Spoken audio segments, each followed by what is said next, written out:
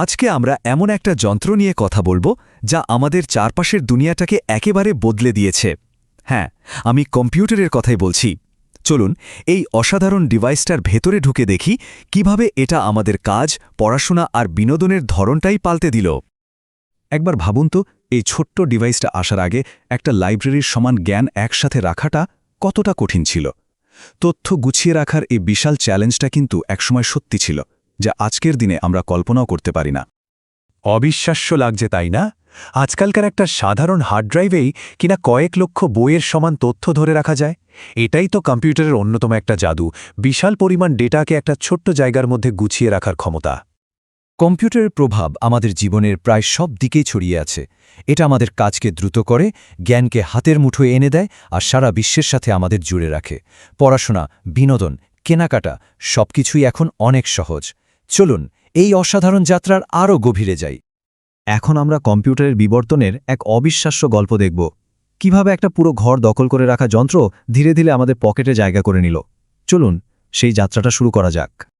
এখানে আমরা কম্পিউটারের যাত্রার একটা ঝলক দেখতে পাচ্ছি। প্রত্যেকটা প্রজন্মে নতুন নতুন প্রযুক্তি এসে কম্পিউটারকে আরও ছোট, আরও দ্রুত আর আরও শক্তিশালী করে তুলেছে। ভ্যাকিউম টিউবের সেই বিশাল যন্ত্র থেকে শুরু করে আজকের এআই চালিত স্মার্টফোন পর্যন্ত এই পরিবর্তনটা সত্যি অবাক করার মতো। এই তুলনাটা একবার দেখুন। একদিকে প্রথম প্রজন্মের ইউনিভ্যাক কম্পিউটার, যেটা চালাতে একটা আস্ত ঘর লাগত আর অমঝোম পরিমাণ বিদ্যুৎ খরচ হতো। আর অন্যদিকে চতুর্থ প্রজন্মের পার্সোনাল কম্পিউটার, যা আমাদের ডেস্কেই সহজে এঁটে যেত। এই বিশাল পার্থক্যটাই প্রযুক্তির অবিশ্বাস্য অগ্রগতিকে চোখে আঙুল দিয়ে দেখিয়ে দেয়। কম্পিউটার যত বড়ই হোক বা যত ছোটই হোক না কেন, তার কাজ করার মূল পদ্ধতিটা কিন্তু একই। চলুন এবার সেই বেসিক নিয়মটা জেনে নেওয়া যাক, যা ইউনিভ্যাক থেকে শুরু করে আপনার হাতের স্মার্টফোন পর্যন্ত সব কম্পিউটারই মেনে চলে। কম্পিউটারের কাজের মূল ভিত্তি হল এই সহজ চক্রটা: ইনপুট, প্রসেস, আউটপুট। মানে আপনি কিছু নির্দেশ দিচ্ছেন, ইনপুট, কম্পিউটার সেটাকে নিয়ে কাজ করছে, প্রসেস, আর সব শেষে আপনাকে ফলটা দেখাচ্ছে, আউটপুট। এই সহজ চক্রটাই কিন্তু সব কম্পিউটিংয়ের মূল ভিত্তি। সিপিইউ হল কম্পিউটারের ব্রেন বা মস্তিষ্ক। আমরা যা যা নির্দেশ দিই তার সবকিছু এখানেই প্রসেস হয়। যে কোনো জটিল হিসাব, সিদ্ধান্ত নেওয়া বা ডেটা ম্যানেজ করার মতো সব গুরুত্বপূর্ণ কাজ কিন্তু এই সিপিইউই করে। তাই তো একটা কম্পিউটারের পারফরম্যান্স অনেকটাই তার সিপিইউ এর উপর নির্ভর করে। র্যাম বা র্যান্ডম অ্যাক্সেস মেমোরি হল কম্পিউটারের কাজের জায়গা, অনেকটা আমাদের পড়ার টেবিলের মতো। যখন আমরা কোনো অ্যাপ চালাই তখন তার দরকারি ডেটা র্যামে এসে জমা হয়, যাতে সিপিইউ খুব দ্রুত কাজটা করতে পারে। কিন্তু এটা কিন্তু অস্থায়ী। কম্পিউটার বন্ধ করলেই র্যামের সব ডেটা মুছে যায়। আর সেকেন্ডারি মেমোরি বা স্টোরেজ হল কম্পিউটারের ফাইলিং ক্যাবিনেট। এখানে আমরা আমাদের ফাইল, ফটো, অপারেটিং সিস্টেম আর সব সফটওয়্যার স্থায়ীভাবে জমিয়ে রাখি। পাওয়ার চলে গেলেও এখানকার ডেটা মুছে যায় না। তাই তো এটা লম্বা সময়ের জন্য ডেটা সেভ করার জন্য একদম পারফেক্ট।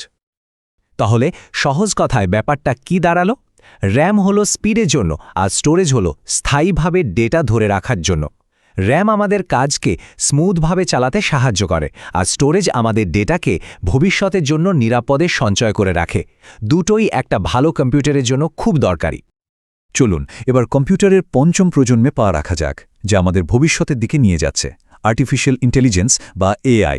এই প্রযুক্তি কম্পিউটারকে শুধু নির্দেশ পালন করার থেকে এক ধাপ এগিয়ে নিয়ে গেছে। খুব সহজ ভাষায় বললে এআই হল এমন একটা প্রযুক্তি যা মেশিনকে মানুষের মতো করে শিখতে আর চিন্তা করতে শেখায়। এটা নিজে থেকেই ডেটা অ্যানালাইজ করে, নতুন জিনিস শেখে এবং সে অনুযায়ী সিদ্ধান্ত নেয়, যা একে সাধারণ প্রোগ্রামিং থেকে একদম আলাদা করে তোলে। আমরা হয়তো খেয়ালই করি না, কিন্তু এআই এর মধ্যেই আমাদের জীবনের একটা অংশ হয়ে গেছে। স্মার্টফোনের ভার্চুয়াল অ্যাসিস্ট্যান্ট থেকে শুরু করে ইউটিউবের ভিডিও সাজেশন পর্যন্ত এই সবই কিন্তু এআই এর কামাল।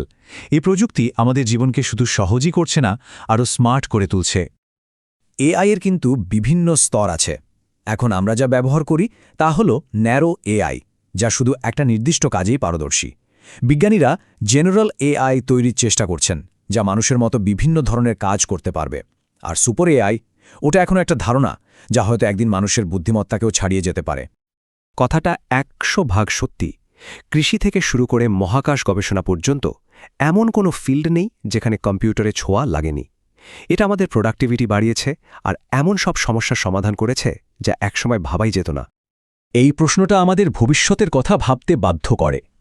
কম্পিউটার যখন শুধু আমাদের নির্দেশ পালন করবে না বরং নিজে থেকে শিখবে, নিজে থেকে তৈরি করবে আর সিদ্ধান্ত নেবে, তখন মানব সভ্যতার ভবিষ্যৎ কোন দিকে মোড় নেবে ভাবার বিষয়, তাই না?